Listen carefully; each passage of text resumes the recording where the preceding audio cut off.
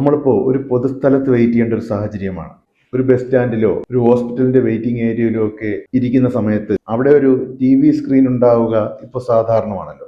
ആ സ്ക്രീനിൽ ആ സമയത്ത് എന്താണോ പ്ലേ ചെയ്യുന്നത് അത് മാത്രമേ നമുക്ക് കാണാൻ ഓപ്ഷൻ ഉള്ളൂ. അവിടെ ഇപ്പോൾ നമുക്ക് ഇഷ്ടപ്പെടാത്ത ഒരു സിനിമാ രംഗമോ അല്ലെങ്കിൽ ഒരു നെഗറ്റീവായ വാർത്തയോ ഒക്കെയാണ് ഓടിക്കൊണ്ടിരിക്കുന്നതെങ്കിൽ നമ്മൾ പലപ്പോഴും വിചാരിക്കാറുണ്ട് അതിന്റെ റിമോട്ട് ഒന്ന് കിട്ടിയിരുന്നെങ്കിൽ അതൊന്ന് മാറ്റാമായിരുന്നു. എന്നാൽ അതിന്റെ കൺട്രോൾ മറ്റാരുടെയോ കയ്യിലായതുകൊണ്ട് തന്നെ നമുക്ക് നിസ്സഹായതയോടെ അത് കണ്ടിരിക്കുകയേ നിവർത്തിയുള്ളൂ.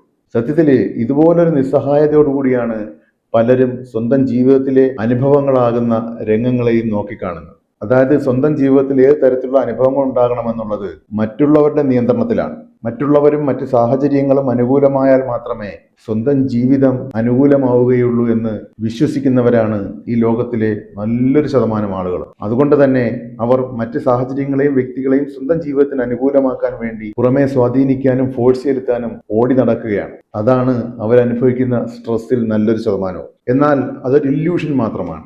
അവരറിയുന്നില്ല അവരുടെ കയ്യിലൊരു റിമോട്ട് കിട്ടിക്കഴിഞ്ഞാൽ ആ TV സ്ക്രീനിലെ അവർക്ക് ഇഷ്ടമില്ലാത്ത രംഗങ്ങൾ എങ്ങനെ മാറ്റാൻ കഴിയുമോ അതുപോലെ സ്വന്തം ജീവിതത്തിലെ ഇഷ്ടമല്ലാത്ത രംഗങ്ങൾ മാറ്റി ഇഷ്ടമുള്ള രംഗങ്ങൾ കൊണ്ടുവരാനും ഭാവിയിലും നല്ല കാര്യങ്ങൾ മാത്രം സംഭവിപ്പിക്കുവാനുമുള്ള നിയന്ത്രണം സ്വന്തം കയ്യിൽ തന്നെയാണ് ഉള്ളത് എന്നുള്ള കാര്യം. മറ്റു വ്യക്തികളും സാഹചര്യങ്ങളും അനുകൂലമായാൽ മാത്രമേ സ്വന്തം ജീവിതം നല്ലതാകൂ എന്ന വിശ്വാസത്തിൽ നിന്നും സ്വന്തം ജീവിതം നല്ലതാകാൻ തക്ക വിധം മറ്റു വ്യക്തികളെയും സാഹചര്യങ്ങളെയും അനുകൂലമാക്കാനുള്ള റിമോട്ട് സ്വന്തം പക്കലാണെന്ന് തിരിച്ചറിയുന്നതിലാണ് ഒരു മനുഷ്യന്റെ പേഴ്സണൽ പവർ ഇരിക്കുന്നത്. ആ റിമോട്ട് ഇരിക്കുന്നത് സ്വന്തം മനസ്സിലാണെന്നും മനസ്സിലെ ചിന്തകളുടെ ക്വാളിറ്റി ഉയരുന്നതിനനുസരിച്ച് മാത്രമേ സ്വന്തം ജീവിതത്തിന്റെ ക്വാളിറ്റി ഉയരൂ എന്നും വീണ്ടും ഓർമ്മിപ്പിക്കുകയാണ്.